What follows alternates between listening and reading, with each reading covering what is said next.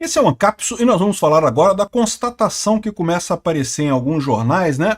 O Revista Oeste aqui abre direto aqui, né? Que o STF é um tribunal de exceção. E é mesmo. O tribunal de exceção é um tribunal que não segue leis, que segue a vontade do juiz, né? E realmente é o que a gente está vendo acontecer. O que está se seguindo é a vontade política do Alexandre de Moraes e nada além disso. O pessoal do Estadão é um pouco mais cuidadoso. Fala aqui, ó, o STF também será julgado. O STF não pode cortar caminho, não pode desfazer as leis, não pode passar por cima das leis do julgamento do Bolsonaro. O problema dessa visão aqui do Estadão é que eles já fizeram isso. E achar que a fase processual é totalmente independente da fase inquisitiva, da fase do inquérito, né? É uma ilusão, né? As coisas estão ligadas, né? Por mais que a fase processual seja a fase mais importante de fato, onde a defesa tem todas as suas garantias processuais e coisa e tal, você achar que a fase inquisitorial não tem importância ou não importa, que o que importa é agora, é um erro enorme do ponto de vista jurídico. O tribunal já saiu da casinha, já se colocou como o, entre aspas, salvador da democracia. Aliás, o Estadão fala exatamente isso aqui. Não porque se trata de salvar a democracia, e cai naquilo que eu falo para vocês, meu amigo. Se você começa a torcer as leis para, entre aspas, salvar a democracia, você não está salvando a democracia. Você está sendo um ditador, meu amigo. É ditador. Todo salvador da democracia é, por definição, um ditador. A democracia começa com o império das leis sobre os homens. Se os homens começam a torcer as leis para, entre aspas, salvar a democracia, eles já estão num ambiente não democrático, já acabaram com essa democracia. Vamos entender essa coisa aqui, porque isso daqui é uma verdade muito importante. O STF também será julgado. E eu falei para vocês, o STF vai ser julgado pelo povo. E está perdendo esse julgamento feio. E isso vai ter consequências. Por mais que o pessoal do STF esteja muito tranquilo, não, a gente não é eleito, não tem problema, o povo não vai fazer nada com a gente. Eles estão se iludindo, porque o povo vota em deputados e presidentes, e o povo vota em senadores também. E o povo, vendo a injustiça do STF, vai querer pessoas para consertar este problema. E esse dia vai chegar em que vamos ter um STF da direita, e esse pessoal todo que está aplaudindo aqui, não, porque tem que salvar a democracia mesmo, Xandão. Bate no Bolsonaro, Xandão, bate mais. Esse pessoal todo que está aplaudindo isso vai chorar quando tiver um STF da direita com os mesmos poderes. Essa notícia foi sugerida por Ninfeta Libertária, Petra Dólar e várias outras pessoas. Obrigado aí ao pessoal que sugeriu notícias lá no nosso site, no visãolibertaria.com. E obrigado a você que está assistindo o nosso vídeo. Se você gosta do nosso conteúdo, por favor, deixe o seu like e se inscreva aqui no canal, né? Pois bem, a Revista Oeste traz aqui um título que não deixa dúvida e que eu compartilho plenamente. Já falei para vocês, o que está havendo é um tribunal de exceção, é um julgamento show. Julgamento show é aquele julgamento que não tem por objetivo seguir a justiça, perseguir a justiça ou fazer a justiça. O julgamento show visa dar um recado para o mundo, dar um recado da corte para a população. Isso é sempre um erro. A justiça não foi feita para dar recados políticos. A justiça foi feita para fazer justiça. Política é outra coisa totalmente diferente. No momento que você bota um julgamento show, que você bota o judiciário como um elemento para ajudar para fazer política, e no caso está muito claro, o que eles querem é que a população deixe de gostar de Bolsonaro. Eles não gostam do Bolsonaro, até aí tudo bem, é direito deles não gostar do Bolsonaro, mas eles querem que a população não goste do Bolsonaro. Então estou fazendo esse julgamento show para tentar convencer o brasileiro a não gostar do Bolsonaro. Estão falhando flagrosamente, estão falhando absolutamente, estão falhando de forma catastrófica nessa tentativa deles. Mas eles vão seguir em frente, né? E aí o tribunal de exceção é aquele tribunal que não obedece às regras da Constituição. É o que a gente está vendo aqui, né? Aqui, ó, julgamento envolvendo o ex-presidente Jair Bolsonaro teve o desfecho esperado pelos seus adversários. Na verdade, esperado por todo mundo, tá? Ninguém imaginava que o STF não fosse aceitar a denúncia contra Bolsonaro. Como eu digo para você também, ninguém espera que o STF não vá condenar Bolsonaro. Por quê? Porque a essa altura eles precisam do golpe do Bolsonaro. Como é que eles justificam todos os absurdos que foram feitos lá atrás com perseguição ao Alan dos Santos, perseguição ao Oswaldo Eustáquio, botar um monte de gente na cadeia, cercar todo mundo e prender todo mundo lá no acampamento de Brasília, um monte de absurdos ditatoriais que foi feito. Como é que você justifica isso? Ah, você diz que tinha um golpe, não? Que o pessoal estava fazendo golpe. Eles precisam de um golpe. Eles sabem que o pessoal que estava na frente de quartel podia até querer golpe. Querer golpe, muita gente lhe queria mesmo. O pessoal que atacou o 8 de janeiro, atacou Brasília no 8 de janeiro, muita gente ele queria golpe mesmo. A verdade é que eles não iam conseguir, não adianta, não é gente que faz o golpe, tem que ter gente, tem que ter forças armadas envolvidas nessa parada, senão não tem golpe, meu amigo. E aí, mas se você admitir que eram só manifestantes que estavam protestando contra o governo e coisa e tal, não funciona. Ele tem que dizer que tinha um golpe. Então agora eles têm que achar um golpe a qualquer custo. E tem que achar um líder para esse golpe. E aí o único líder disponível é o Bolsonaro. Quem mais que eles vão botar como líder desse golpe, né? E aí qual que é o problema? O problema é que não tem nada que ligue Bolsonaro ao 8 de janeiro. Ao contrário, Bolsonaro, no final de novembro, passou o comando das Forças Armadas para o Lula. Como é que um cara que vai dar golpe passa o comando das Forças Armadas para o adversário político? Que tipo de golpe que ele estava querendo dar, que ele entregou o comando pro inimigo, né? Se você encarar dessa forma?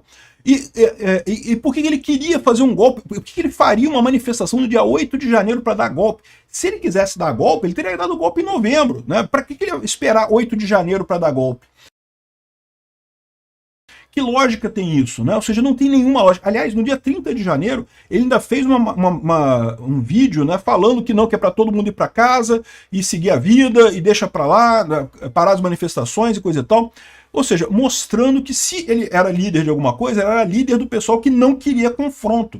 Ah, tinha gente que insistia que queria golpe e coisa e tal. Tinha gente que insistia que queria golpe. Mas são pessoas que estavam só insatisfeitas com a situação das coisas. Não eram líderes políticos como o Bolsonaro. O pessoal quer responsabilizar o Bolsonaro a qualquer custo por isso daqui, né? Então, o que ele está falando aqui é que o que está escancarado nessa história é justamente que o STF passou por cima de um monte de regras, passou por cima de um monte de coisa do devido processo legal, para chegar nesse resultado de condenar Bolsonaro. E agora vão ter que condenar, porque justamente como é que eles justificam terem passado por cima desse monte de regra? A única justificativa que eles têm é, estávamos evitando um golpe.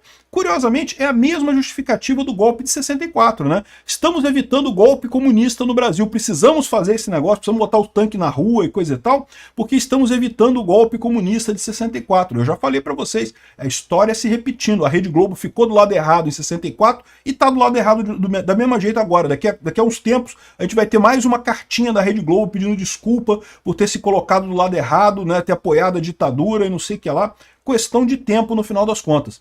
Agora, o pessoal está lembrando aqui, ó, que o STF também será julgado. E é verdade, e eu tenho falado isso nos vídeos. Esse é o grande problema que o STF não está percebendo. O pessoal do STF podem até ser juízes muito bons e coisa e tal, muito capacitados e coisa e tal, tem um amplo saber jurídico, né? O Alexandre de Moraes escreveu alguns livros, cara. Eu cheguei a estudar com o livro do Alexandre de Moraes na faculdade. A questão, aparentemente ele não leu o próprio livro, né? Porque só pode, mas enfim. Mas, mesmo você assumindo que essas pessoas são bons juristas, entendem do direito, parece que são políticos inexperientes. Começaram a brincar de política, de fazer política, temos que salvar a democracia do Brasil. A esquerda ficou chorando com eles, né? Temos que salvar a democracia do Brasil. E aí eles viram um brinquedinho, caramba, eu posso mexer com a política, olha só. Não, olha, o fim do marco temporal, vamos acabar com o marco temporal porque eu não gosto do marco temporal. Não, vamos soltar o Lula porque eu acho que tem que tirar o Bolsonaro de qualquer jeito. Não vamos fazer isso, vamos dar poder para estados e municípios definirem a pandemia, que não é o governo federal, como está na lei, tem que ser estados e municípios que tem que definir. Olha só, o pessoal começou a brincar de fazer política e gostou, porque perceberam o seguinte, não, a gente pode dar ordem aqui e não tem ninguém que possa impedir a gente de dar ordem. Olha que coisa, o STF já é o órgão máximo. Ah, eles acham que a gente está passando por cima da lei, vão recorrer a quem? Vão recorrer para quem? Só tem a gente. Pois é, só que eles não perceberam o problema disso. O problema é que isso pode ser verdade do ponto de vista jurídico, do ponto de vista político não é. Eles estão brincando numa arena que eles não estão acostumados. Sim, a política tem a rebarba. Sempre que você faz uma ação, você tem uma reação contrária. E pode ser que eles estavam visando esse negócio, estavam com a ideia errada de que o bolsonarismo era um movimento pequenininho, uma pedra no caminho que teve ali, um negocinho de nada, que vai acabar rapidinho.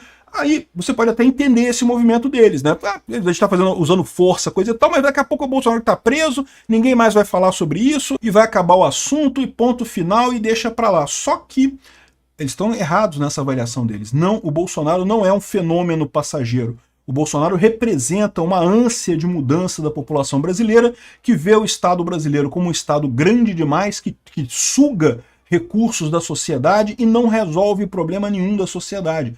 Há uma demanda política clara, anti-establishment. anti-Estado. E aí, quando eles começam a perseguir o Bolsonaro, o que eles estão dando para o Bolsonaro? Exatamente a credencial. Você é o anti-Estado. Estamos perseguindo, o Estado está perseguindo você injustamente. Você está marcando o Bolsonaro como o cara anti-establishment. Isso é favorecer a política dele. O STF vai ser julgado por isso. Por quê? Porque os eleitores daqui para frente vão votar em candidatos anti-STF, vão votar em candidatos para resolver o que eles veem como um problema. E mesmo que o Alexandre de Moraes tente fazer todas as jogadas para impedir isso, ameaçou prender o Kassab, né? Vai ameaçar prender todos os deputados da direita, já caçou um monte de deputado da direita, é ameaçar caçar mais deputados da direita. O que eles vão perceber é que não adianta, porque a população brasileira vai continuar insistindo nesse tipo de coisa. Não tem como eles gerenciarem ali os deputados da direita, porque quem está querendo é a população. Por que o Kassab se aliou ao Bolsonaro no negócio da anistia? Porque o Kassab é um monte de coisa, um idiota completo, um esquerdista, filho da puta e tudo mais. Mas ele não é burro. Ele sabe que só Bolsonaro tem voto. E cada vez que o STF bate no Bolsonaro, o Bolsonaro tem mais voto. Então é lógico que cada vez que o STF faz essas coisas de tentar usar violência contra o bolsonarismo, ele aumenta a força do Bolsonaro. Ele piora a própria situação no futuro.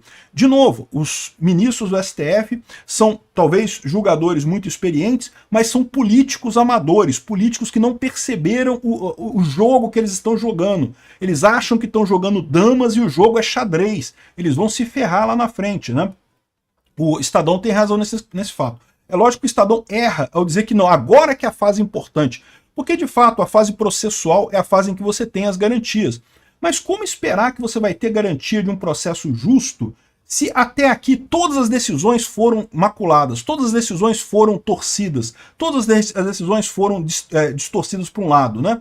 Evidentemente que não tem como isso ser um julgamento justo no final das contas. Então o grande erro deles é esse, achar que, não, na fase inquisitorial, na fase de inquérito policial, não tem problema, só na fase processual que tem que seguir direitinho a lei.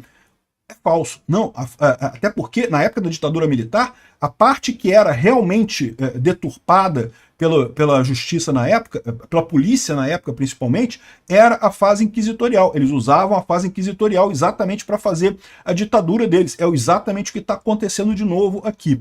Então é isso aí. Se prepara o STF, porque eles vão ser julgados pela história. E não vai terminar bem para eles, não.